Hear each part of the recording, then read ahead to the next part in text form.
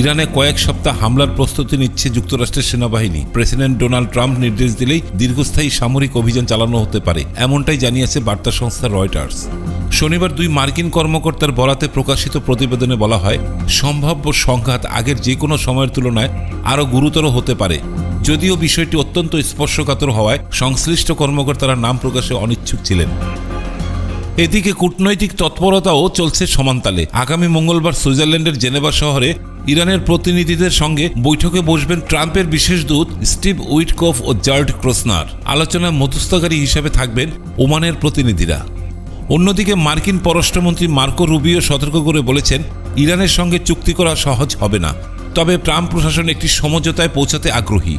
এরই মধ্যে president Donald Trump ইরানের সম্ভাব্য শাসন পরিবর্তনের ইঙ্গিত দিয়ে বলেছেন, এটাই হয়তো সবচেয়ে ভালো বিষয় হতে পারে।